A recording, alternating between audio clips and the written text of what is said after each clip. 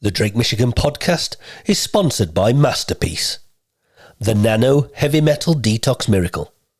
Start your journey to freedom from toxins, heavy metals, graphene and forever chemicals. For more information and to purchase this miracle product, see the description below. Okay, welcome to the Drake Michigan podcast, and today we've got Joe Lefebvre on our podcast, who is the Freedom Catalyst. Now, Joe has got a story to tell, and we're very excited to have her on the show. She is very inspirational in terms of how she's now helping people become more self-aware of themselves and self-mastery and finding true happiness within. So it's Joe, you're so welcome, because it's right up our street, the kind of people we want on the show. Lovely to have you here. How did you get started on this journey, Joe? What's took you on the path of wanting to help other people?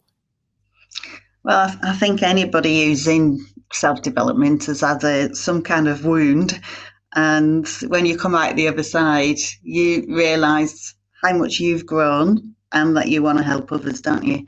So many, many years ago, I was really fearless. I was living in London, single, and I was a teacher at the time.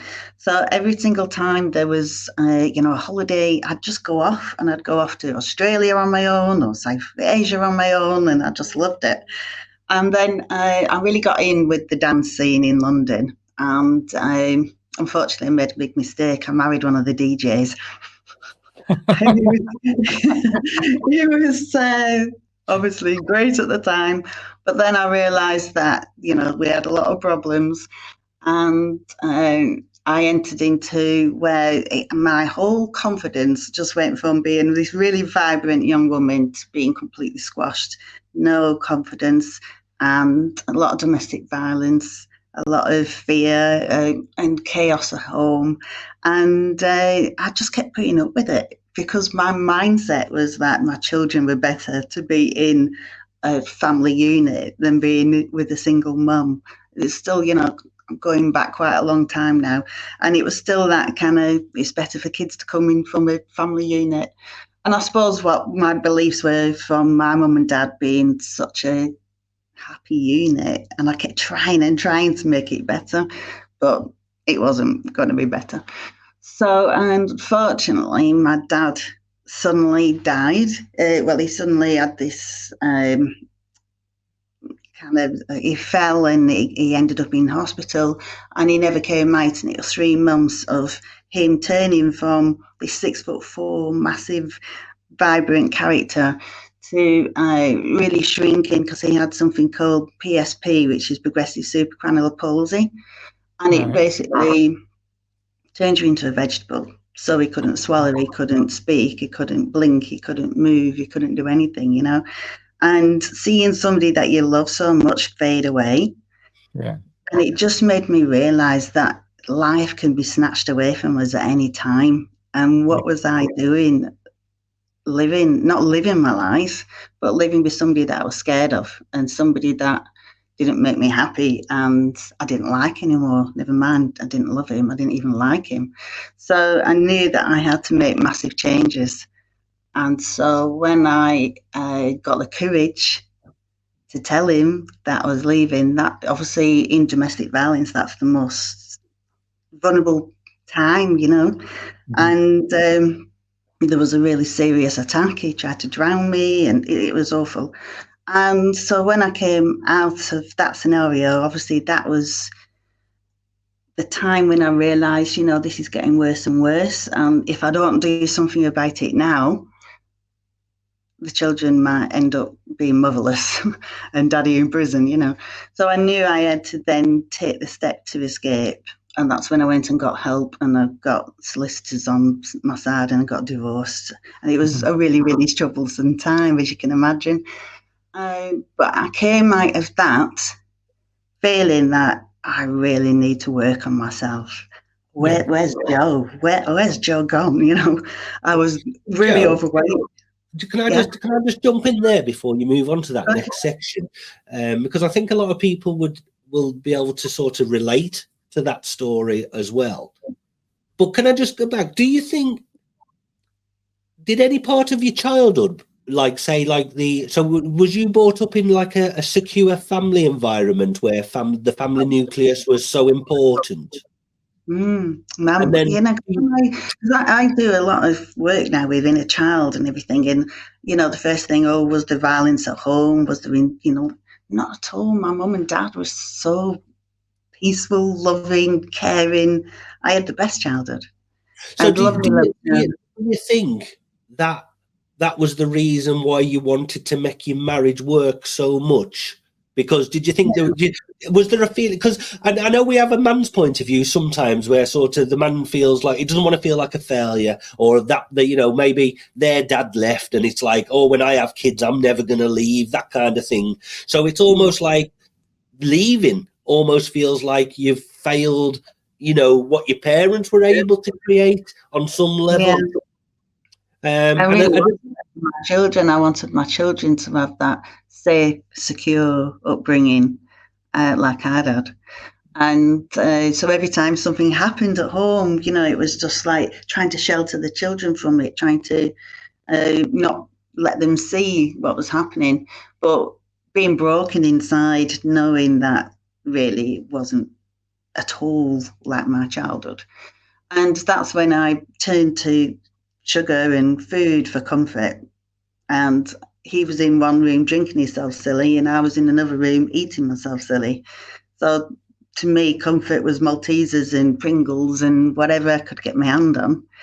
And then the next day, I'd always make a decision in the morning. Right, today I'm not going to eat sugar. Today I'm going to empty the cupboards. I'm not going to have anything. And then I would find myself pulling my jeans on, going to the garage, making sure I had that comfort. I couldn't do a day without eating something to give me comfort, to distract myself from what was going on at home. Distractions, yeah. Can I ask you? You mentioned about plucking the courage up to leave, to finding.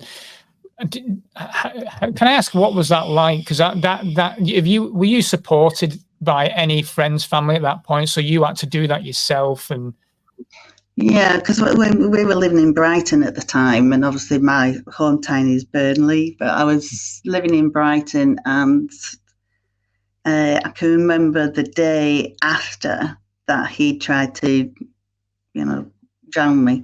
I was driving to work. I was a primary school teacher, and I was driving to work, and the police jumped in front of me with the speed camera, and I just went and pulled over, and I burst out crying. And he said to me, "It's only 3 points in your license and £60." And I ended up telling him what had gone on. And he said, "You need to go to the police station." I said, "I can't. I'm a teacher. I've got, So that was the first time on the way home from work, I went straight to the police station and I told the police. And that was a huge thing for me to do. And then the next morning, there was a knock on the door, and it was social services coming to take my children off me. Oh, no. And that was the only support that you got. It was basically we're taking the children away from this unsafe environment. But luckily, he had moved out and he'd moved to his sister's. So I was able to convince them that, the children aren't in a risk. It's just me here. But that's when only a few days later, you see, my dad had this fall. Yeah. So I can remember on the 21st of December thinking, life can't get any worse. This is bloody awful. This is going to be an awful Christmas, blah, blah, blah, blah. And that's when I got a phone call, like, your dad's in hospital. He's not likely to survive. And I was like, oh, my life had just suddenly gone a whole notch different. But I know I'm just talking, but I just feel like that was the moment that made me realise that life is so important and what was my priorities. So I had to get through Christmas for the children down in Brighton. And then we came up, and that's when I saw my dad, and I decided I wasn't moving back to Brighton. I was staying to support my family, my mum and my dad. So that's why I stayed up there. But then he ended up following me up there. But it was a very emotionally crazy time, as you can imagine. So did you move away from teaching then? Because you were teaching in Brighton at the time, and you moved back up. Did you have to? How did you find work? What was your next steps then? I ended up doing supply teaching for a while, just trying to, obviously, because I tried to get out of teaching so many times, but it was always the easy thing to fall back into.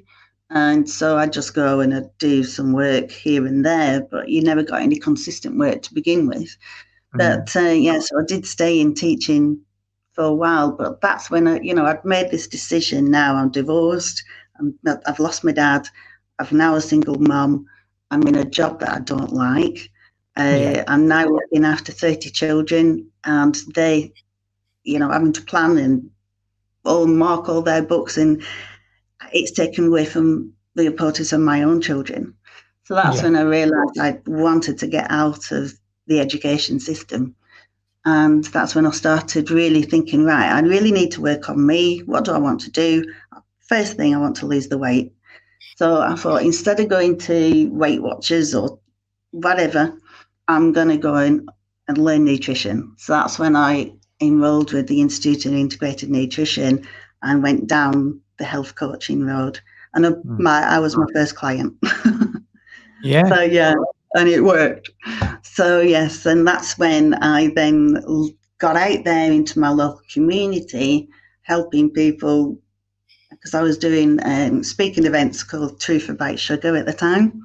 Right. And there were like little things I was doing in community halls or, places like that. And so I was really proud of myself, because I'd come out of that divorce feeling like that. Mm-hmm. And only, 2 years later, I'm out in the community doing speaking events about helping people to get off sugar. And then I had this most strangest phone call, and it was from the Cabinet Office. Oh, wow. And they said, are you available to speak in 10 minutes' time? Very possible. And I thought, who's this? Somebody winding me up. And luckily, I didn't say anything rude. And I put the phone down and I rang my mum and I went, Mum, Agnes want to speak to me, And and I had this conversation with somebody from the Cabinet Office. It said that they'd selected people from different areas across the UK to understand what was going on with the sugar crisis in each area. Yeah. And they managed to stumble across me, and they invited me down to the Cabinet Office, and I showed my workshop to the Cabinet Office. So this is only like 3 years now, 3 years after this horrendous divorce, and I'm thinking, wow, I'm going in the Cabinet. I'm advising them about sugar. Me, little me. So that's how TAME Sugar Monster was born, and shows you the power of the intention of making that move away from that toxic environment and then stepping into your own space. Well, I'd be interested to know, when you started changing your nutritional side of things for yourself, did that start helping you mentally then as well? Yeah, because when I'd been in the marriage, because he was drinking so much, there was always alcohol around the house, and always sugar and rubbish. And I think to me, even though there was so much stress still going on through the divorce, there was no longer the alcohol in the house. There was no longer, it was a massive change to my routine. So I kind of find it easier, because it was like, there was such a massive change that to me, it was like, oh, well, just get rid of the sugar. Yeah. And I managed to stick with it. And I started doing exercise, and I started meditating, and I started doing yoga, and I started, doing all sorts of self-development. And that's when the first time I'd ever done self-development, I'd never even knew it existed. You don't get taught that as a teacher. And so it really did help. So I started really working on me. And became, can I just pull you back again? Sorry, because obviously you would have been like sort of a vibrant youth, teenager, free, enjoying life, and then like you said, you meet someone, and it was probably exciting at first, and attraction and all the rest of it. But it just goes to show how, you know, people's lives can be turned completely upside down. And they would, you know, you never entered that relationship knowing it would ever, you know, turn toxic or anything like that. And then obviously you've had to go through the trauma of that relationship.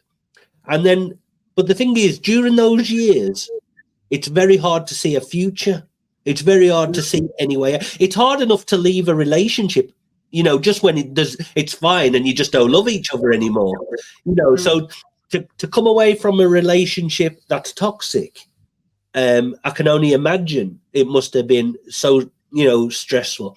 And then what I want to sort of do is, like, obviously you can look back now from a completely different perspective, you know, and you can say, look, there is life after a toxic relationship. You can rebuild yourself, because I can imagine after you come out of that relationship and during it, there would have been fear. You probably would have lost your self-confidence. You would have lost, you know, you would have felt, like you said, so small and insecure, you know, all these feelings. So I sort of just wanted to get across, if anybody was watching this and they are going through this, or they've only just come out the other side, you know, you can rebuild your life. You know, things do change. You know, and I don't know if there's some advice that you can give people, you know, to try, you know, or just to say to them, look, there is life after toxic relationship. And then also the importance of, because we know how energy works and everything, not to fall back into another relationship that is exactly the same, because we hear this all the time as well. The tests. Yeah. Well, when I came out of the relationship, I was supported by, what do you call it? It's gone out of my mind. Women's Refuge. Women's Refuge. Yes. And they put me on a course. It was just a 12-week course. And it was to try and prevent you from going back into a similar relationship. It must have really worked, because I've never been in a relationship since. So maybe it worked too well. But but yeah, I was so scared of becoming a single mum, thinking I couldn't do it because I didn't have the confidence anymore. You know, I'd lost my car. I never wanted to be a single mum. But we've had such a lovely relationship, me, and I've got a daughter and a son, and our relationship's so strong. There's been no chaos in the home, no arguments, no, that whole stressful factor was taken away, you know. Yeah. So I just say to people who are, you know, like worried about stepping out there and becoming a single parent, it can be challenging, obviously. But at the same time, it's so lovely to think that you've done this all yourself, and you've brought these beautiful human beings into the world, and you're now doing things independently. And there is a lot of support out there, and so many other single mums in the same position, and you end up gravitating towards them, and you build support systems yourself. So yeah, kind of, and obviously as well, it's you grow from it. When I think who I am now, who I was then, I'm a very different person. A very different person, and you feel proud of yourself. You know that you've done this. It's a journey, isn't it? But you were able to give your children that stability that you wanted for them from the beginning, isn't it? And what you were inspired to give, so you were able to do that yourself. And it's credit to you that but it's that intention again, isn't it? It's knowing that something's wrong. It's knowing that you can being brave enough to step away from that bad energy that's there, that toxic environment, and then making that change and building then. Because once you're free from that energy that's consuming you, you've got more freedom to become yourself then, haven't you? You're not consumed by all the madness that's around you. So well, that's why I'd called myself the freedom catalyst, because it is that catalyst moment, isn't it? That you know, my catalyst moment was when my dad died, because it was that wake-up call that, oh my God, you know, like life can just be snatched away. And My dad was only 68, which is quite young, isn't it, still? Yeah. And so that was kind of the wake-up call when I just thought, wow, I've got a whole life ahead of me. And what I used to be this amazing, vibrant person who had the confidence to go traveling solo. And now I, even struggle to go into town on my own, because I've lost my confidence. So I just knew I had to get myself back and I had to start living my life. And then you finding what you're passionate about again. And like Kev was saying, I was sitting there thinking, I'm not good at anything. I don't want to be a teacher anymore, but what am I good at? I couldn't think. And so then for only 3 years later to be stood in the cabinet office showing them my workshop was just like, oh my Lord, the journey I've had from here to here. Yeah. I found what I'm passionate about. And now I love helping people, to share what I've gone through and to show me maybe hopefully speed up their process so they don't have to go through all my steps, and help them before things get so bad. Yeah. I think finding purpose and giving your life direction is so powerful, because obviously that's where you're putting your energy then. Instead of thinking or replaying the background story of what's happened to you or playing the victim, and all this kind of stuff, by giving yourself that new sense of direction and purpose, it definitely pulls your energy in a new way. And I think people need that. It's not always easy to find it. But once you are on that path, for me, I've always noticed that's when the universe starts making miracles happen, or doors start to open. So just the fact that you got called by the cabinet office, and that's almost like, whoa, how did that happen? Do you know what I mean? Yeah, exactly. I would have seen that as the universe is like really pushing me in a whole. It's noticing what I've been doing, and now it's rewarding me for my efforts. Yeah, I agree. And it was strange because when I went down to see this lady, she said, right, we've got an hour's slot and this is your slot, And we got on so well that she cancelled all her meetings in the afternoon, and I ended up being with her 3.5 hours instead of just this hour. And she said, next week, Jamie Oliver's coming in. Would you like to meet Jamie? Yes, please. Yes, please.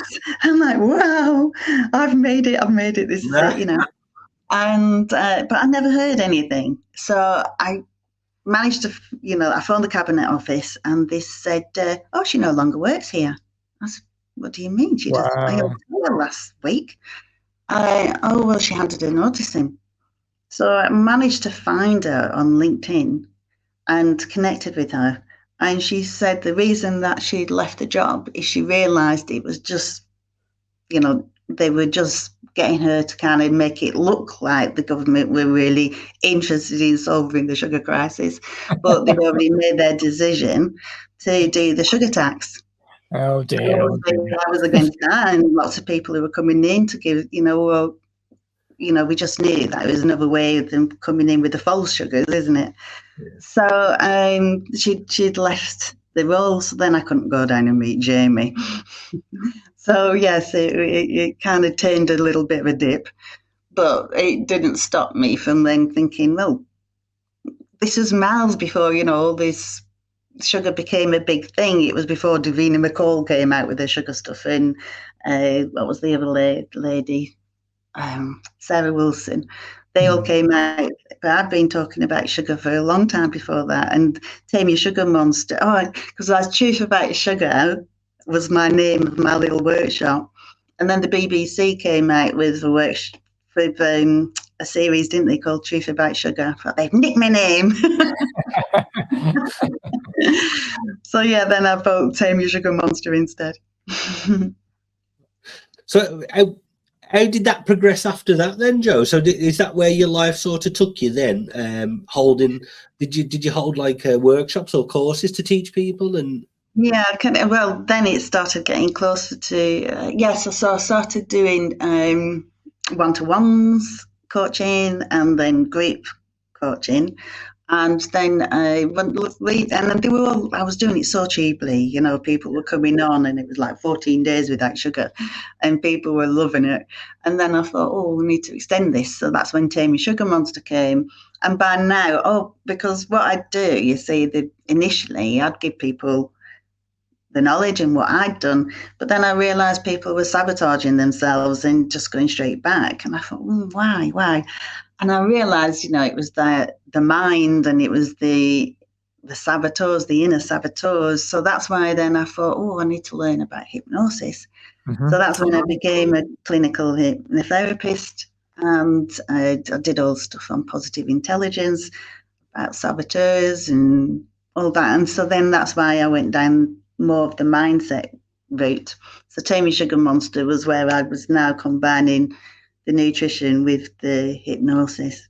Fantastic. And so I was working on a monthly basis, bringing like 30 women at a time, really, on a monthly TAME Sugar Monster. But then I sabotaged myself because then I got distracted myself in all the madness. The madness time. Yeah, the madness came, and I was like helping to put speaking events on in my local community and going out on marches and everything. I just got distracted, and so I haven't done TAME Sugar Monster for a while, but I am launching it again in January. Very good. Yeah. Because obviously, in this country and obviously America and probably throughout the world, there is still a massive issue with obesity and links to sugar. And also, I mean, I think I don't know much about it, but I have they reckon like sugar is probably worse than cocaine. It's so addictive. And what it does to people's body, it's just, it's frightening, really. Obviously, you would know a lot more about that, but that's just bits that I've come across in the past. Well, when you think like if somebody's an alcoholic, you wouldn't take them to the pub. If someone's got an addiction to drugs, you wouldn't take them to somewhere where there's lots of drugs. But we've got food everywhere. Food's around us everywhere, isn't it? And we can't avoid food.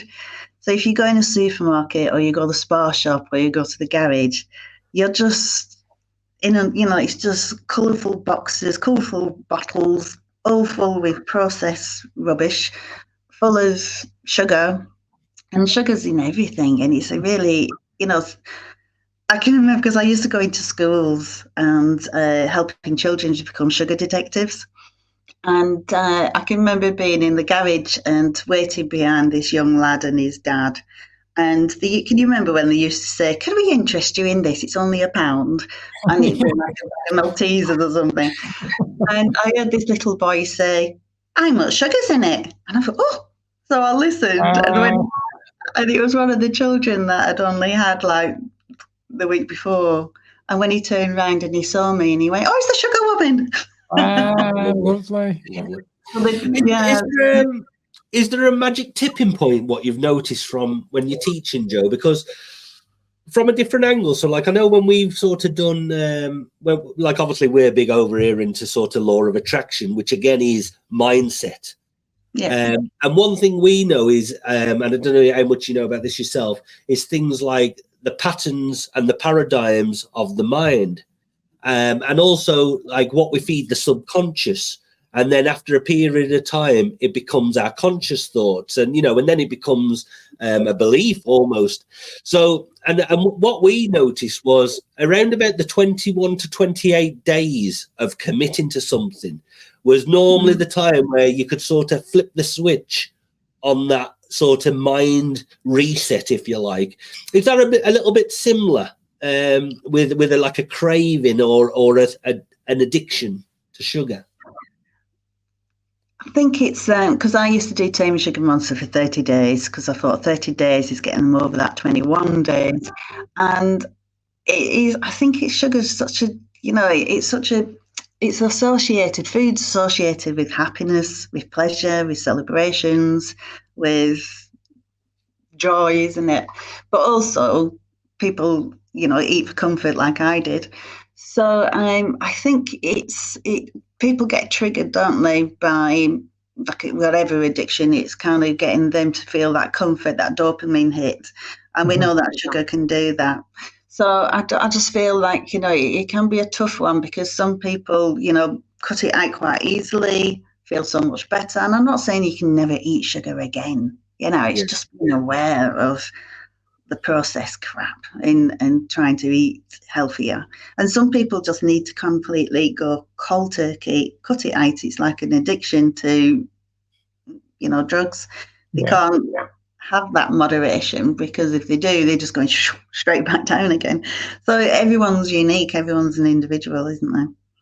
So it depends on how their triggers are. So I do a lot of work on their triggers, a lot of work on their saboteurs, a lot of work on the when I've done because I do quantum regression as well. So when we go that and we're kind of working out, why are you reaching for that comfort?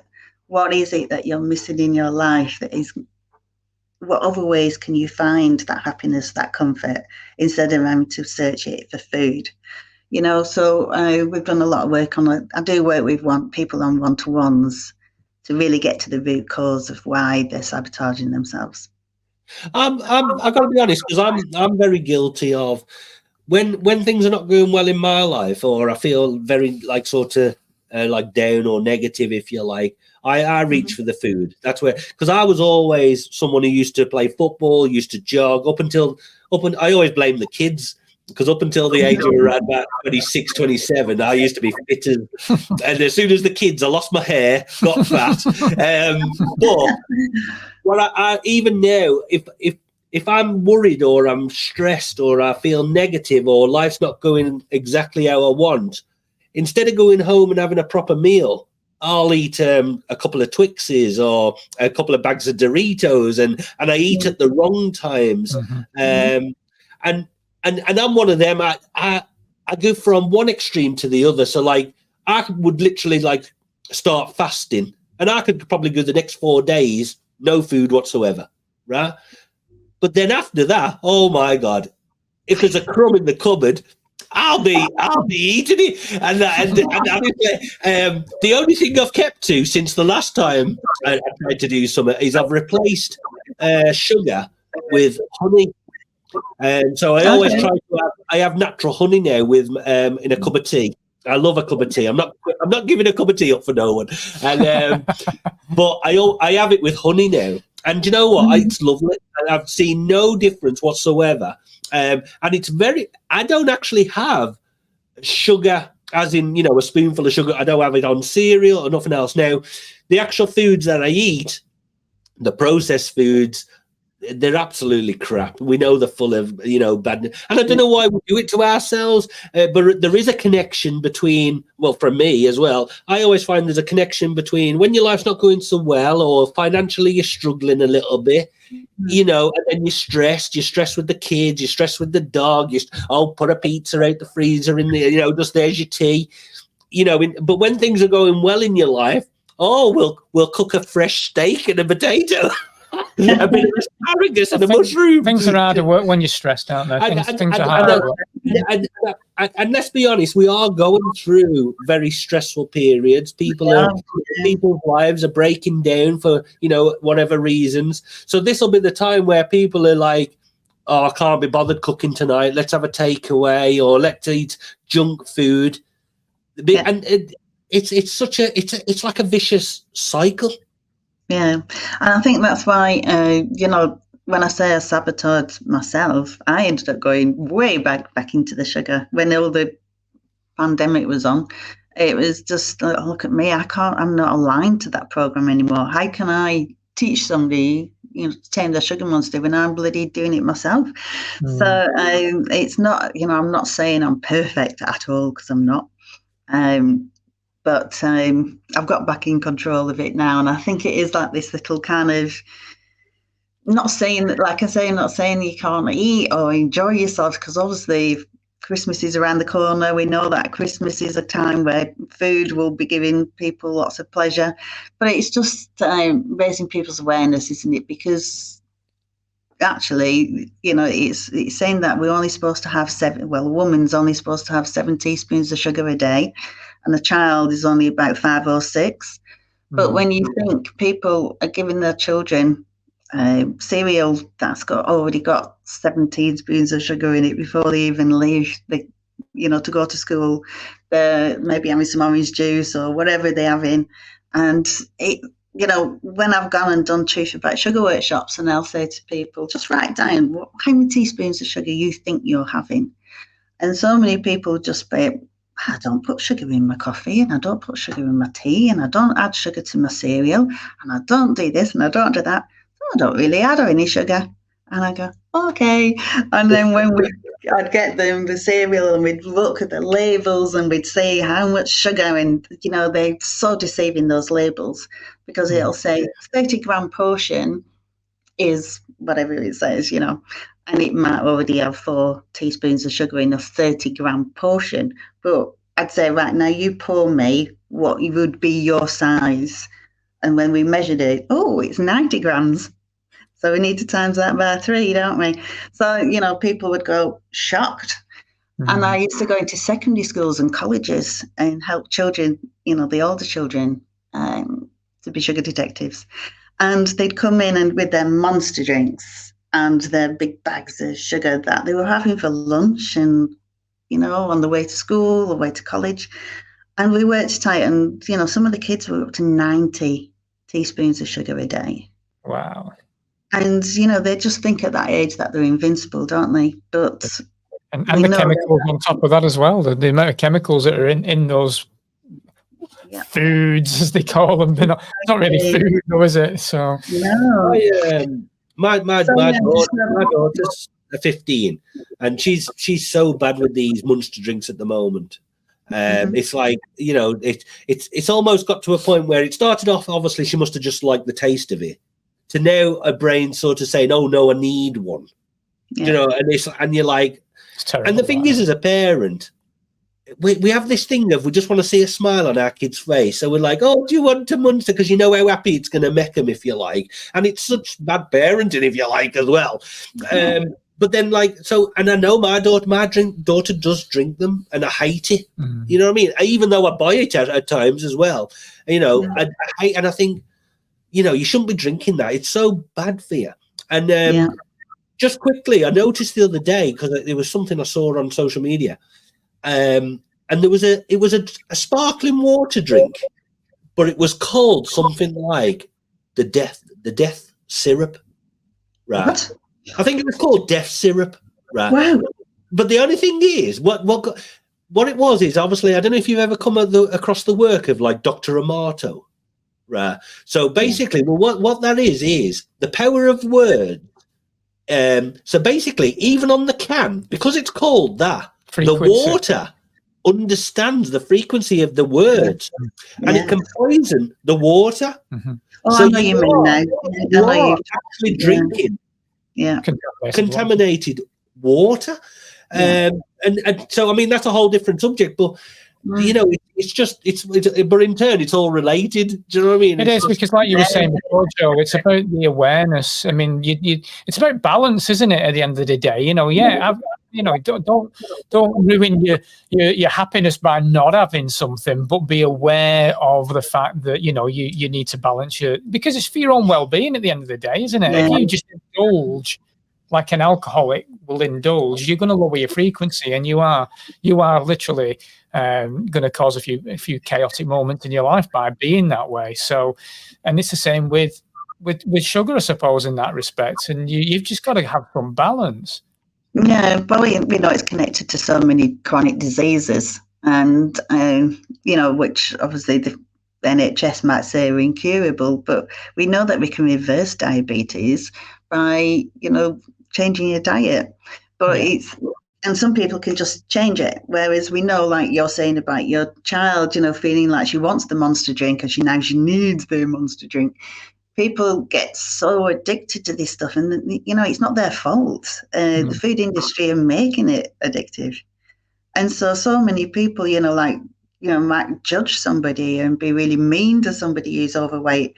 But at the end of the day, is it really, I know some people have choices, but when it gets to the point where our food industry are deliberately making the food addictive, so you will go back to get it again, then that makes me feel like, it's not always everybody's fault, is it?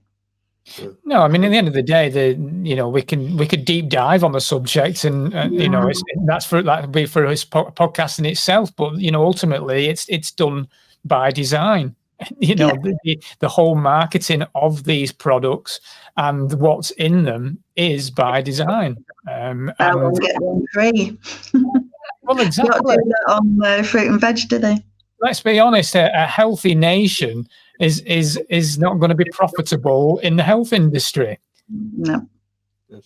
From the obviously working so closely with the sugar, have you managed, or have you expanded that? So you start looking at I do something now called tame your inner critic. So I like the word tame. So tame is your answer, tame your inner critic, tame your self-sabotage. So I've just launched a little 7-week program, which is called Tame Your Inner Critic. And it's just all about helping people to really identify those voices that are in their head, which seem so convincing to tell them not to do something or to sabotage themselves.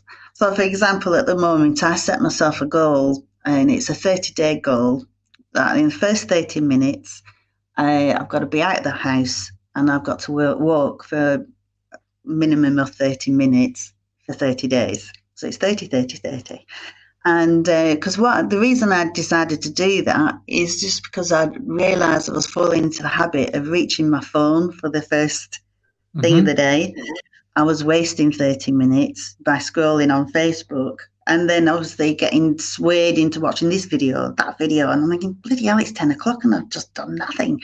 Yeah. So then I thought, right, I need to stop this. So now I just have my clothes ready, pull them on, get out 30 minutes at least. And I've got a stepper, and it's really nice when you think, oh, I've already done 7,000 steps already, when you get home. Now, this morning it was cold, it was wet, it was day 22, and I really didn't want to do it. And I could hear this saboteur voice going, oh, John, nobody will know. You can stay in bed. Nobody needs to know. And I'm thinking, bloody cold out there. Oh, I opened my curtains, it was chucking it down. And I thought, nope, I've made myself a decision. I'm doing this. So I pulled it out. I had the wrong jeans on. I was completely soggy and wet. And I put a video on Facebook of me splashing through the puddles. And it just made me, all the time, we all have it. We all have that sabotaging voice. And so just raising people's awareness to it, really. So this Tame Your Inner Critic is what I'm working on at the moment. Fantastic. Can I ask, Joe, so obviously you went into hypnotherapy, and that was when the crazy period started. So were you able to study more during that? Did you base some of that period of time of importance for yourself then, where you could study hypnotherapy more, NLP, I know you do also, and if you could maybe tell us a little bit about those modalities. And then you obviously mentioned quantum regression. I'm very keen to learn a little bit about what all that is, if you wouldn't mind going through them for us. Yeah, well, with the hypnosis, I'd already gone through so many courses, but then I discovered somebody called Sarah Ewing, and she's absolutely amazing. She's based over in America, but she's British. And she was on the front line during lots of the wars. And she'd seen that these soldiers weren't getting any support for the trauma or PTSD that they'd gone through. So she was launching a program for hypnotherapists to specialise in trauma and PTSD. So I kind of enrolled with her. She's amazing. She gives you so much value. And I loved working with that. So that's why I kind of then started veering more to help people who got this inner child trauma, PTSD, anxiety, lack of confidence. And it took me down a different path than just working, with the nutrition and the sugar. And I've really enjoyed it. And it's so amazing when you help somebody who's, can I just tell you about one of my favourite moments? a girl came to me who she'd been stuck indoors for nearly a year and not been able to go outside, worried about having a panic attack. And so she'd got really kind of stuck inside, she didn't go outside. And so I knew she couldn't come to me. I had to go to her. If you're enjoying everything that we're doing here at Drake, Michigan, please subscribe, ring my bell, and let's enjoy this journey together. And I can remember going on the first day and saying, "Isn't it a beautiful day?" She said, "I don't know, I can't even open the curtains." She was that bad, But she had young children and she really wanted to change because she knew that this wasn't good for the children. Yeah. So I did this 6-week protocol with her, helping her with the trauma, helping her with the PTSD, which she had lots of from her childhood. And it was so lovely. On week 4, I went to see her and she said, "Guess what I've done today?" And the curtains were open. And I thought, "Oh, she's been in the garden." And she said, "I took the children swimming." "You took the children swimming?" Oh, my Lord. And then I did session 5 with her. And then session 6, she messaged me and she said, "Guess what? I'm taking the children on holiday." So she went on a 2-week holiday to Spain. That's wonderful. And I was like amazed that she made such a transition in 6 short weeks. So, yeah. That's so beautiful. Things like that make you feel like, it's so valuable and helpful to be able to transform somebody's mindset where they've had so much fear and attachment to. And what we're really doing is finding that, because I work with, my Russian doll. And what we're doing is showing that inside, there's all different parts of you. So what we're trying to do, I know that people who are just listening won't be able to see this, but basically I'm opening the Russian dolls. I'm getting to the baby doll right in the middle. Yeah. And, we go on, don't we? And so what we're trying to find is that first time that you ever felt that knock to your confidence or that knock to your belief system, and where you started to grow your own beliefs about yourself. Yeah. And then as you then move on, you're moving on to the next way, where kind of what you felt about yourself is starting to be kind of confirmed by, the school system or the community around you or the children around you, the other adults. And you're all, starting to build this whole belief system up about yourself.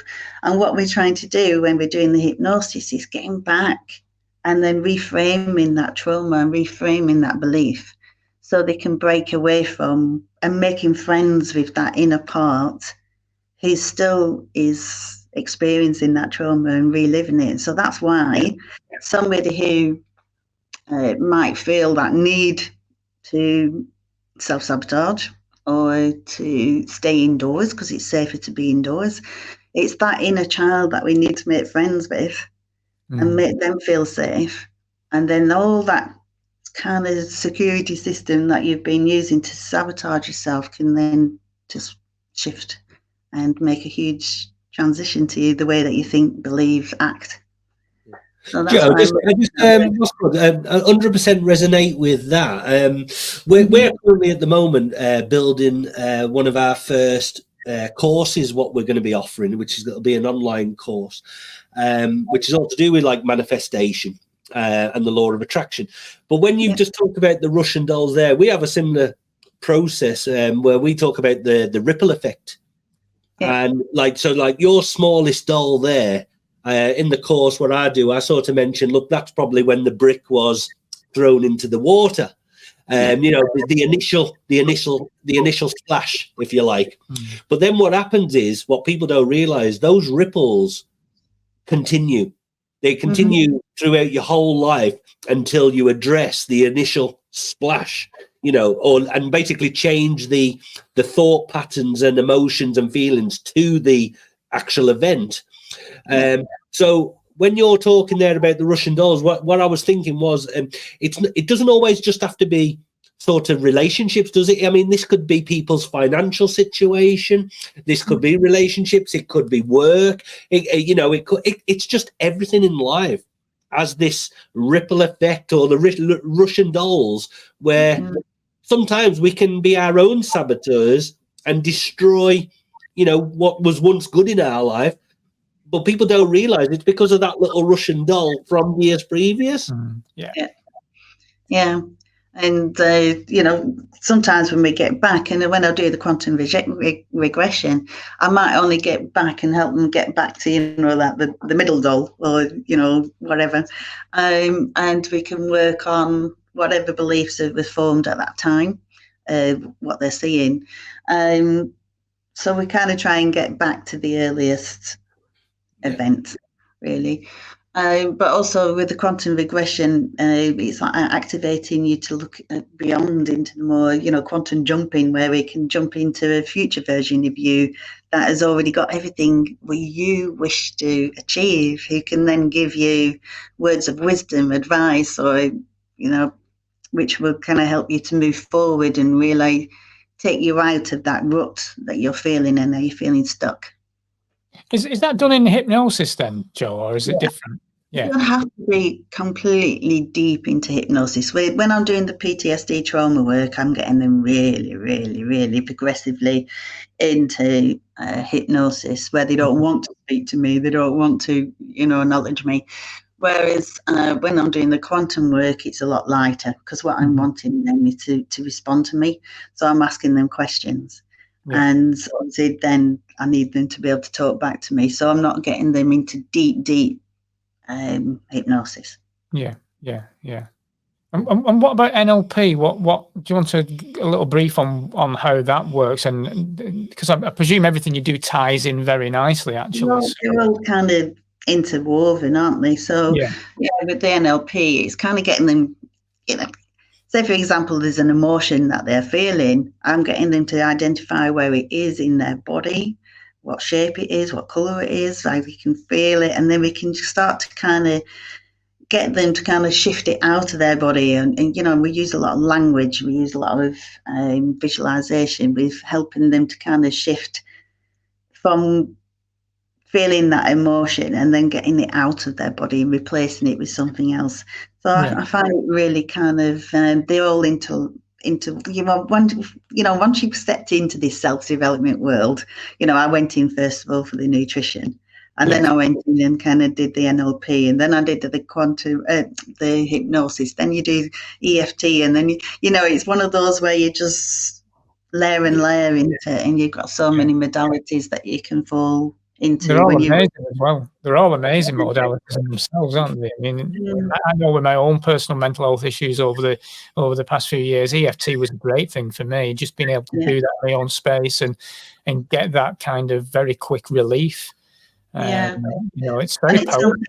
You can empower your client to do it on their own at home, isn't it? And once they've learned it, then it's not, they're not having to come and pay to come and see me. They've got that modality themselves that they can use.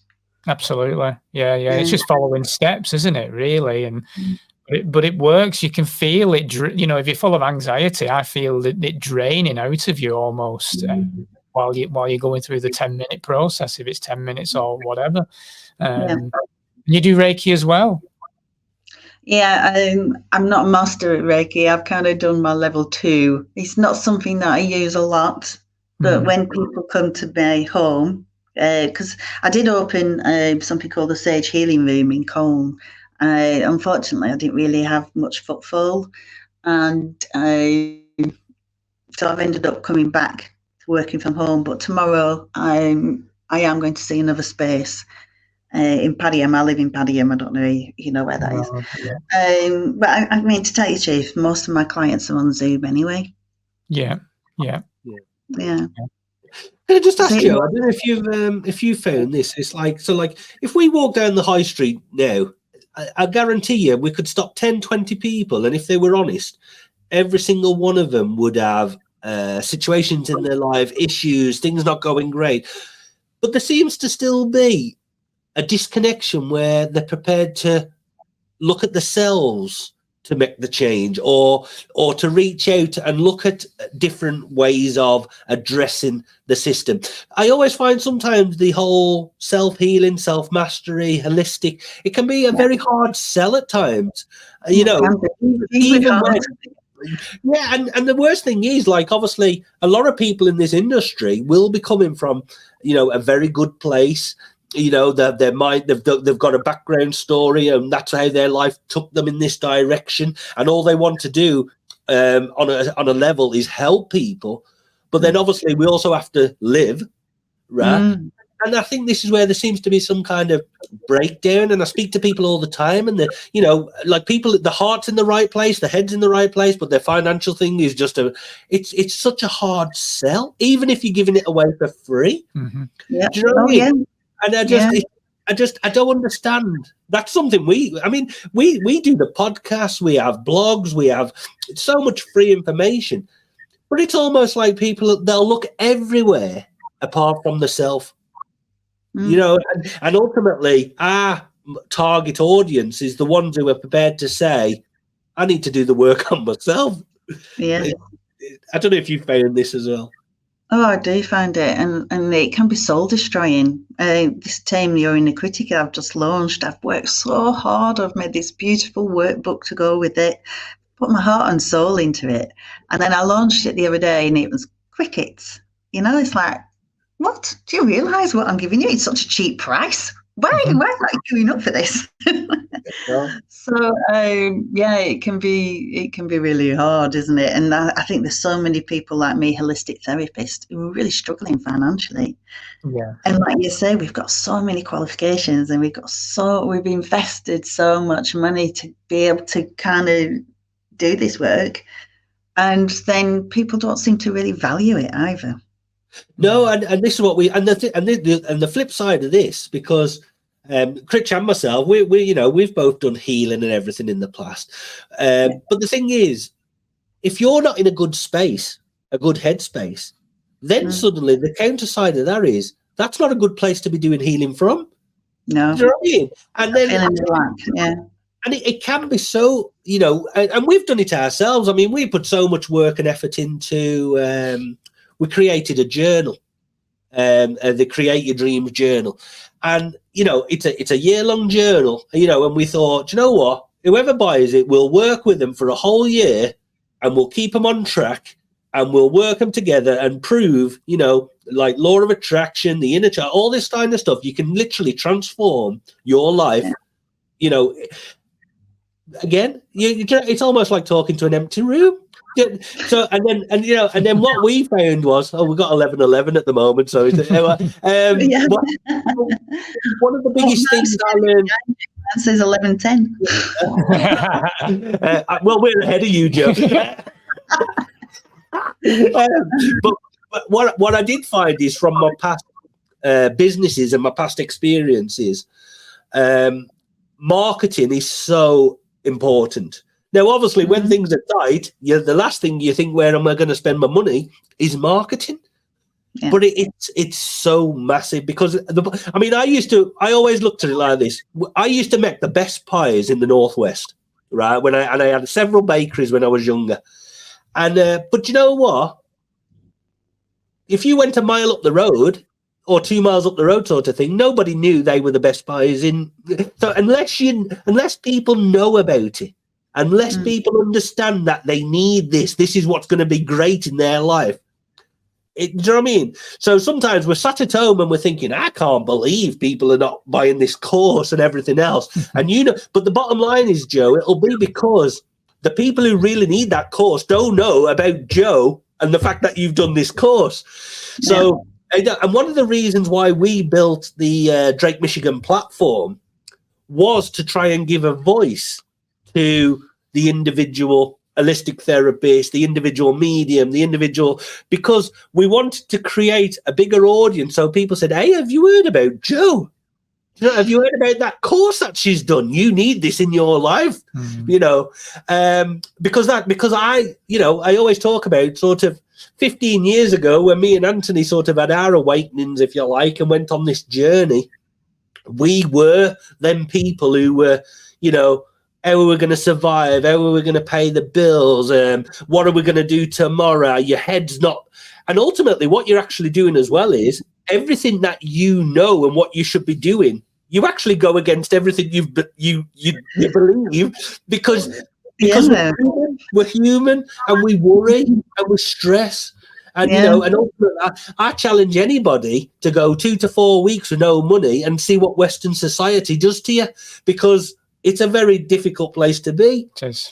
I'm glad you're talking about this. This really resonates. And it's so important, Joe. And also it's important people don't realise, look, they're not on their own, because I do think it can be a lonely journey. And what I always baffles me, it's like there must be 1 million people like yourself all sat in a room thinking, I can't believe, but that's the whole thing of a community and us reaching out and helping each other. And because even if it's just sharing posts or telling other people about your course, or people listening to this podcast, well, that might be another 10 or 20 people that have now heard about Joe and Joe's course. Well, thank you. Know what I mean? And that's what has to happen, because then ultimately what happens then is you'll then say, well, I went on the Drake Michigan podcast, or have you heard about the Drake Michigan lads and what they're trying to do there? Do you know what I mean? So we are all on this journey, and we're all trying to open doors. And I made a promise to the big fella upstairs 15 years ago. If he changed my life, I would create a platform to help others try and promote their selves. So you're not alone. That's what I'm trying to get at. We'll do everything we can here in terms of links and pushing it and telling people all about it. But there's still something missing where we need to connect with the general public. I always see myself, and Critch is the same, as we're just two of the run of the mill lads. Like, so I'm probably the last person you would expect to suddenly be a medium or do psychic work. You know what I mean? You're more likely to see me in a casino having a game of poker, on a building site.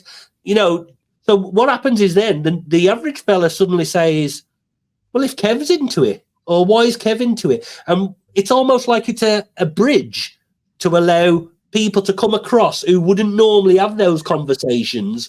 Even from a man's point of view, talking about your emotions and your feelings, and that's difficult. So what we've tried to do is create that bridge. It's a safe space. A safe space for people to come across, hold the hand, and say, listen, if you took on board everything we're showing you here, like interviews with Joe, this will change your life. You know what I mean? And that's what we're trying to create here. Well, you're doing some great work. So thank you for having me on. Thank you. Can I ask, during the crazy period then, because this is obviously a challenge for you we're talking about challenges. I mean, right now is a challenge in terms of marketing yourself and getting out there. So you're in this crazy period, and you've got the same mindset as me, because that's how we've come across each other, because you came to the Crown when I had the pub and blah blah blah. So we were fighting our side and standing in our truth. Was that a problem for you then in terms of clients? I mean, obviously it was difficult as it was anyway. I know you do things on Zoom, but were people looking at you in a different light? How did that go? Well, initially, it seemed, because I was just so loud and proud on Facebook about the way I felt. And so, it would have alienated lots of people, I'm sure. But also you then drew people towards you who felt the same, didn't you? Because you'd put your stake in the ground, and this is you, and you were proud about, well, not proud, but basically clear what you thought about. And then I think what's been hard now is how Facebook really kind of seem to push down anything to do with natural health or well-being. And so I lost my rucksack in London on Friday of last week with my laptop in it, with everything, about £1,600 worth of stuff in that bag and gone, And I had faith that somebody would hand it and it would find its way back to me. Yeah. But anyway, I put a post in, and hundreds and hundreds of comments, loads of people supporting. Oh, I hope you find it, hope it comes back to you. Everybody responding. Yeah.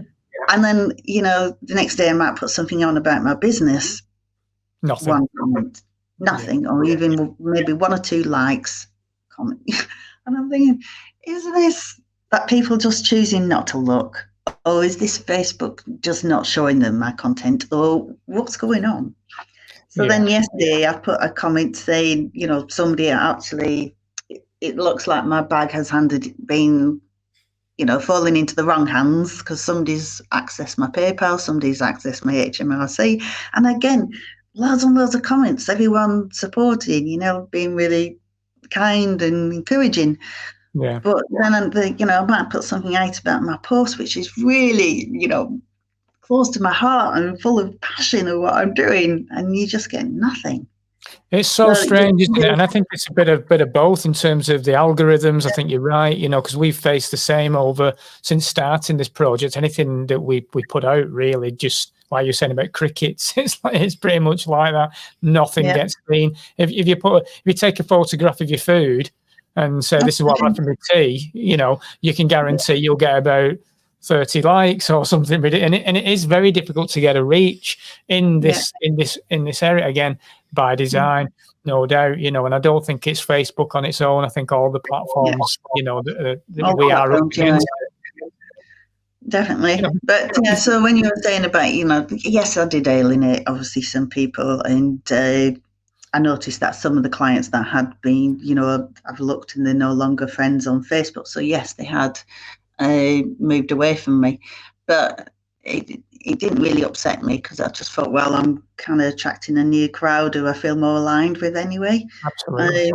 So yeah, that didn't really upset me too much. But I've seen a huge shift where when I was doing TAME and Sugar Monster, it was going so well. And I was getting, regular people doing it on a monthly basis. And a lot of them were turning into one-to-one clients. So I was doing so well. And now I'm like, where is everybody? So, yes, I seem to be really struggling at the moment. Yeah, it's really difficult because you've got something there, as a lot of practitioners have, which can be done, like you say, on Zoom. So you could reach out globally. There's like, in essence, really, there is so many people that you should be full day in, day out. And you can't help but be baffled by why. No. And the people I work with, I love them to bits. I really love every single client, and I'd get so attached to them. So, if we've only agreed to work with 6 sessions or something, it comes to the 6th session and we say goodbye, we're like hugging each other, going, oh, and I really get so attached to them. And then it's like that kind of lack. It's like, where's the next one? Where's my next client? Why have I not got clients this week? Sometimes, Joe, as well. I'm not saying you. Obviously, I'm just what's called, because I know sometimes what people can do is they can undervalue themselves. I know I undervalue. And the thing is, we also know. So that is a vibrational energy, right? So if you're undervaluing yourself, and then you're wondering, oh, how come no one's coming to my next? Well, because you are undervaluing yourself. So this is again, so why do you think you were not worth £1 million? Do you know what I mean? So somewhere along the now, I'm just making a few little notes because I said I would, what's it called as well. But I just put it as well, about there is still stuff from your past, like still resonating with you, what's holding you back. And like as I've just closed my eyes here, I've just what's it called as well. It's like for me, around you, there is. This could be in a physical sense or just in your mental space, but there's a lot of clutter, which is just basically stopping you, focusing on what you really need to be focusing on, right? And because that sort of comes up around you. And as I'm closing my eyes, what I was hearing there from energy was the song "Don't Stop Me Now." I'm having such a good time. I'm losing. Do you know what I mean? But again, so play this track, listen to the lyrics, get your vibrations up, because there will be a reason. I just wanted to mention to you as well, because I don't know if you've already come across it, but with your courses and anything that you produce, there is companies out there like Teachable, Udemy, Mastermind. These are platforms with the right support. You could really place your things in a prominent position, for more people to see them. So there is platforms out there that can support us, and definitely if you're putting together, a course, Yeah, I'm just trying to pick up a few little things around you there. I was just seeing as well, I got to be honest, we'll see where what's good. As I closed my eyes there, I was just visiting a gravestone. So I was wondering why that's coming around me. We might be coming up to a certain, I don't know if that's something you do regular, or you might take your mom to the gravestone. I don't, you know what I mean? Lost both parents. My mum and dad have lost. Yeah, okay. So, okay. Well, again, but what I would say is there'll be a reason why I'm seeing that. I don't know if they're actually even buried in the same place or at the same place. But anyway, so there'll be a reason why I'm seeing the way it was coming through there to me. Right. But again, that's, I'm not saying that go too deep into that on air. But there'll be a reason why that information and energy is coming around me, to come to you. But so like I'm sort of just trying to pick up information like, okay, how can we direct and help and support Jo? What would be good for her? And what's sort of coming through at the moment is, a lot of your focus is here, there, and everywhere, and it just needs to be more zoomed in into one particular place. For me, a lot of stuff that's happening around you is insufficient. You know what I mean? You're wasting a lot of energy on projects that are not really going to, you know what I mean? Okay, but anyway, I'll carry on. Yeah, but I think you're right, because I have kind of walked away, well, not walked away, but kind of moved away from TAME Sugar Monster. But I think TAME Sugar Monster is where I had the most interaction and most, success. So I need to get back to that, really. I mean, one of the questions where I would always say, Jo, is like, where do you find, like, what gives you that buzz inside? What makes you happy? You know what I mean? What really lights you up and gets you out of bed in the morning, right? Now, if that's to do with the sugar project, then that's the direction I would, try and advise people. But just because you've had success in one area, if that doesn't fill you with like, that's my soul, then, you know what I mean? That's almost like someone putting a video on TikTok, and just because it gets 1 million likes, but they've got no interest in, that, then what's the, you know what I mean? It makes no difference, does it? Do you know what I mean? So we've got to be truthful to ourselves and follow where we really feel, where we want to go. And I think in contemplation and meditation, sometimes we can ask that question, and the answers do come to us. I think we already know. Like even as we're talking now, you probably already know the answers to this question. The question is then sometimes you just need someone else to pull it out of you and say, bloody hell, Jo, you can do this. You've got this. That's what you want to do. So just bloody do it. It's that kind of thing, Yeah, because what had happened to me, because I was building, quite a good client base when I was doing TAME Sugar Monster. And then I'd always wanted to run retreats. And I've developed a program called Love What You See in the Mirror. And it's all about helping women to really love who they are. And so I'd actually booked a 12-bedroom retreat and got people who had already reserved places. And then, of course, the pandemic came. I had to cancel it. And I've never done it, so I've still got Love What You See in the Mirror as this passion I want to kind of really get out there. That's amazing. So when the madness subsided, say it's 2022, and things are not quite as fraught, and we're not out there like we were at that period of time, did things start getting a bit easier on business side then? Obviously you've got people in the movement as such that, let's be honest, the majority of us, if not all of us, are traumatized, so we are looking for guidance, aren't we, in the spiritual and the mental side. Did you find that new people that have come into your life then were taking advantage of the opportunity to work with you then? Not really, because I felt like I'd lost my identity. Because I had a really strong brand before. Everybody would, even people who would be in Tesco's and they'd send me a private message, Jo, shall I choose this or this? People just knew that, I was the sugar woman that people called me. And then obviously, I became the brand of freedom fighter. Right. So never really mentioned my business. So then it was having to kind of start to make people aware of what I'd done. Yeah. But I kind of felt like I'd lost my way with it and lost my confidence a bit. So I started getting one-to-one clients again, but I hadn't really done a group thing since.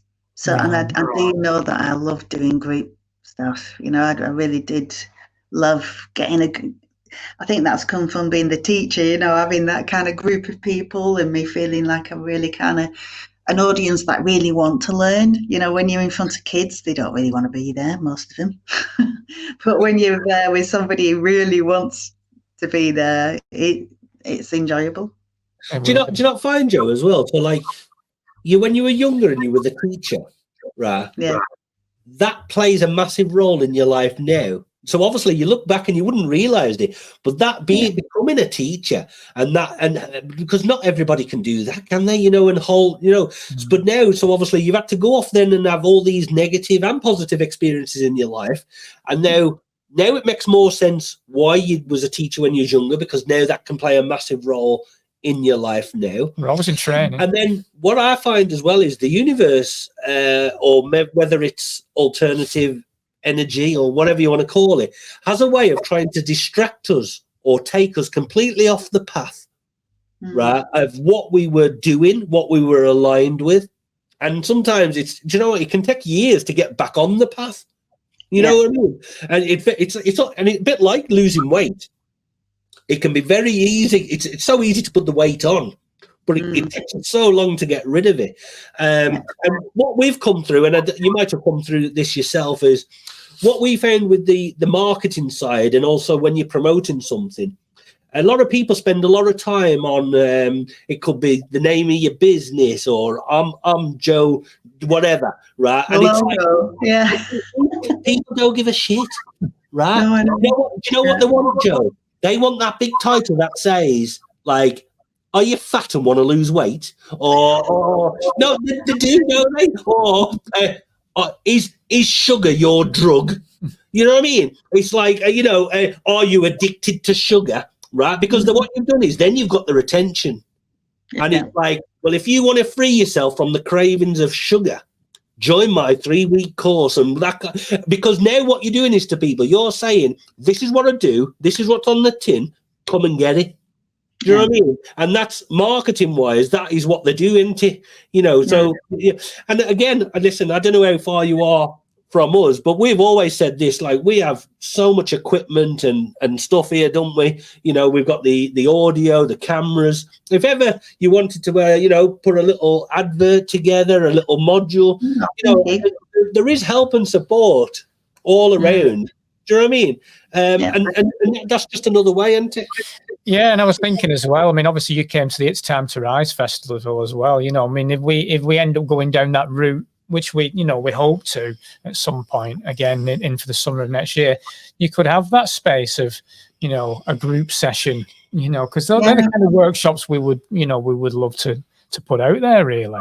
Well, I used to, like I say, I think a lot of people have fear of speaking, don't they? But I think maybe because I was a teacher for so long and stood in front of an assembly or whatever, I don't really have a fear of speaking as much. So I'd be happy to do that. Yeah. So what's the plans now then, Joe? I mean, obviously it's we're all in the process of just trying to find income here, there, and everywhere, and whatever, because it is very challenging times. But are you just leveled on the fact that you're focused? This is you. This is the way it is, and you're going to just stick to this plan. I think TAME Sugar Monster will be launched. Obviously, it's not a good time to launch it before Christmas. So TAME Sugar Monster will be launched in January. Get me back in group programs doing that. And I really want to run retreats for Love What You See in the Mirror, because it's a 12-week program I've got in my mind, which includes a makeover photo shoot and everything at the end. It's going to be a complete transformation. But again, it comes with a cost, because obviously if it's a retreat at the beginning, a retreat at the end, photographer, makeover, it's not going to be cheap. And this is why I just think, people are in a kind of situation where everyone, puts something out there. Oh, I've got no money. I need to maybe move with a different audience. I don't know. I need some help with that bit. It's difficult, isn't it? Because there is people out there with money, and there's people out there with plenty of money, and getting that right audience, that target audience, is difficult, because there are people in that bracket that are fully aware that they need to change their lives, that they are unhappy. They might have money, but it doesn't make them happy. It might help, We know money helps, so it doesn't necessarily make you happy. So, but it is getting that marketing is so tough. It's very tough. Yeah. Every time you keep talking about the sugar, in my mind, all I keep seeing is, the sugar puff. I was thinking Honey Monster. The Honey Monster. Honey Monster. The big Honey Monster. Because ultimately, I mean, like, there's like children's educational books that can be put together and all to do with sugar. And these days with the with the platforms like I don't know, Amazon and things like this, that's another direction as well, where we can put these these ebooks and these books together to teaching, and it's another way of just getting the word out. Because a lot of people, when I was doing the TAME Sugar Monster, people were saying to me, "Can I run one for children, or for families?" Because a lot of the mums might be embracing it, but the children don't want to do it. So, and obviously we know it's difficult to get the kids off something once they've already got on. I think, if you're a new mum and you're looking after your little baby, starting them young now is the easiest thing, isn't it? It's once they got into kind of the taste of wanting a monster, that's when it becomes more troublesome, more difficult. So it would be tough to kind of do that, but I'd be up for the challenge. I thought about making some kind of app and making it more like a game, I could kind of really, where they win awards and achievements and things I kind of drone one out once upon a time, but I need to kind of maybe look back at doing something like that. So how do people get in touch with you then, Joe? Because obviously we'll put the information in the show notes so they can get in touch. Well, my website's just my name, so it's www.joeleffabore.com. So yes, and on there it's got my one-to-one work, which I do empowering women. Then I've got Tame Your Inner Critic, and I've got Tame Your Sugar Monster on that website.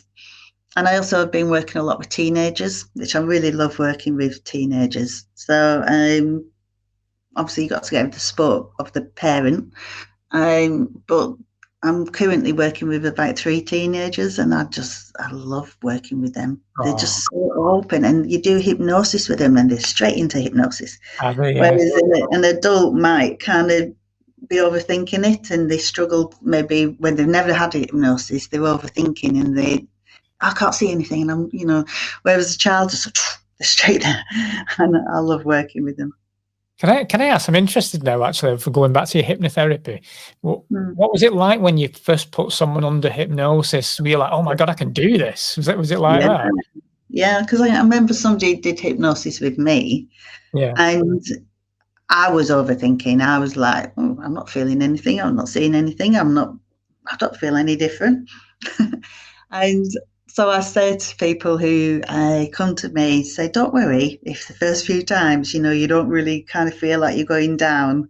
It's just that overcritical mind is like, you're scared of letting go, or you go, this person's going to control, he's going to make me bark like a dog, or this person's going to, I'm never going to come back on this kind of thing. Yeah. And obviously all that the stage hypnosis, shows have kind of done that to hypnosis, haven't they? They've made people fear hypnosis. Yeah. But that person's always in control. That person's always, when I was at the Sage Healing Room, it was so funny. I had this fella really in deep hypnosis, and then suddenly the fire alarm went off. And he just got up and he came out, and I went, oof, because I was thinking, how's he going to react to this? Yeah, and then we came back, and I thought, oh, am I going to be able to get him back in hypnosis after that noise?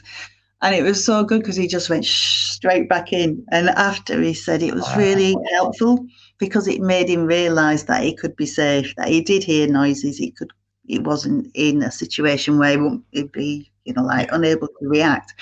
So a lot of people have fears.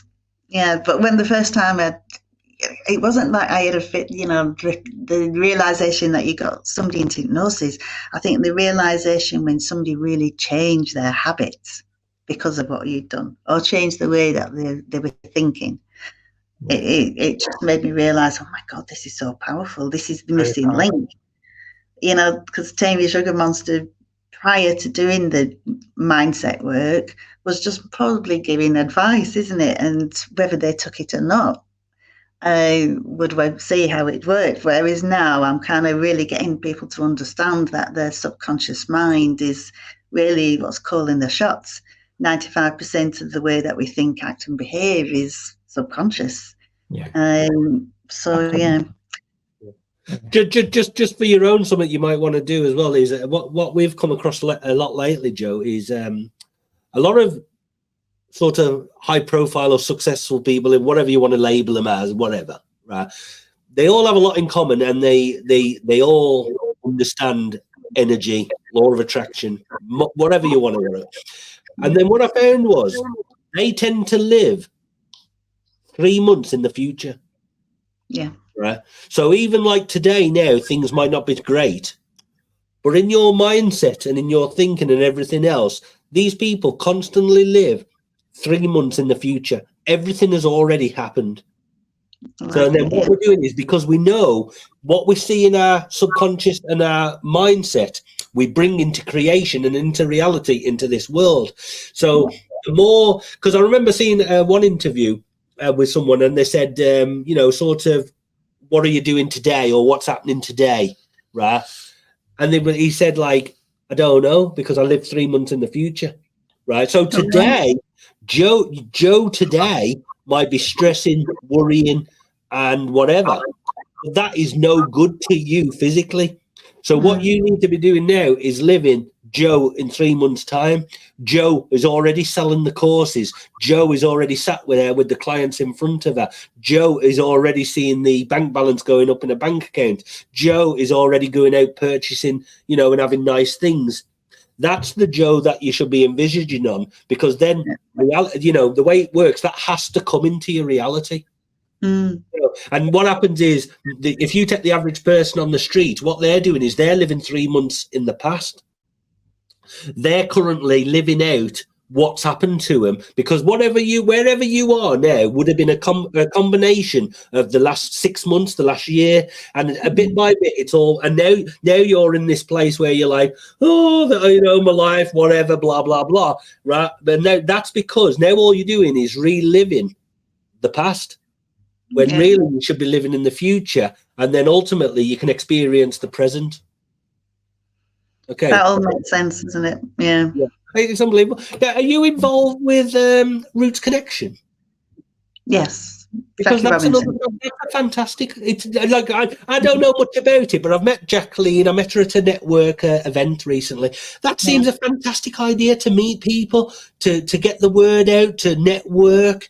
I do believe in the whole spiritual, holistical, whatever, word of mouth and one-to-one and getting to know people. It's so important, because I think people don't realize they need something until someone tells them what they need. Do you know what I mean? I could tell. I used to do loads of networking, but Jackie's one of my closest friends. Yeah, so and I'm setting up Roots of Life in Burnley. I'm going to have my own one in Burnley. Yeah.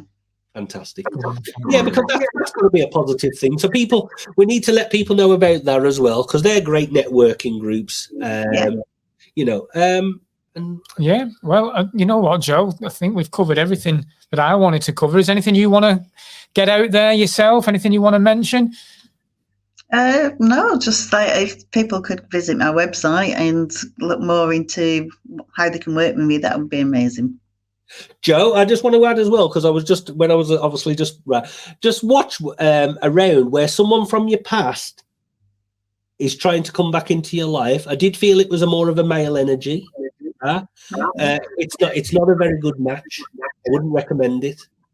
Okay, but there is a little. Okay, so just bear that in mind for me. Because it's there in your energy. Because obviously, so people don't realize. So what happens is, it doesn't matter where you are. You could be on the other side of the world, right? We're all connected in the most unbelievable, magical way that you could ever experience.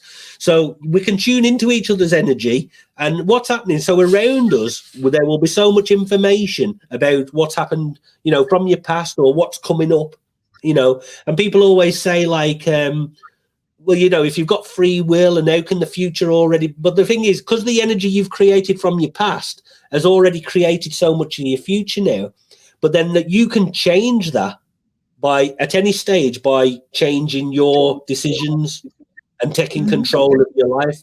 So things don't have to play out how you think they are. You can change anything instantly. As soon as you say, do you know what? No, I'm going to draw a line. And, you know, that's another big thing. Because when I'm talking to you there, someone's just said to me, set your boundaries, Joe, set your boundaries. Right? Okay. So someone's telling me from that side of life, you need to set your boundaries. You stop accepting less than that you should be. Okay. So again, so we know now you need to value yourself more. You know, don't lower your boundaries. And as well, I can hear the song as well. What's called? I don't know if it's important to you. There's a song. I think it's by. I don't know if it's Boyzone or anyway. You lift me up. Right. Oh, that's my dad's funeral song. Yeah, and that's who I believe is with me, and he's telling you information. You lift me up, right? Okay. So again, but you know what? So the support, that side of life, and look, I've got all goosebumps now because he's just said thanks for saying that to her for me, Kev. Anyway, okay. So what's the code? So this energy is around you. And then when people understand how it works, it starts off with a psychic connection, and then that opens up a portal or a doorway for spirit to come closer to say, look, love, you know, you need to stop accepting less than you deserve. You know, you need to have a bit of a cleanup around you. There's too much clutter and shit going on, you know. And so this information is there. And the next 6 months is going to be a lot different than you realise, you know. Good. Okay. Oh, well, thank you. Really enjoyed talking to you both. Yeah, great to speak to you again, Joe. Yeah. You look after yourself. And also, Joe, just again, the you know, if ever you fancy coming across this way, if you want to take advantage of, you know, the studio or just a couple of hours with me and Anthony, that's something else that we're going to open up. If people just want to come and spend some time with me and Anthony, we're not sure how we're going to wrap that up yet, but because I spent 5 hours with 2 ladies the other day. I just, but not in the way people might think. And then never like 5 minutes if I was lucky. But anyway, but you know what, the options there, and there is people there to lean on. Thank you very much. Okay, Joe. Thank you. Joe.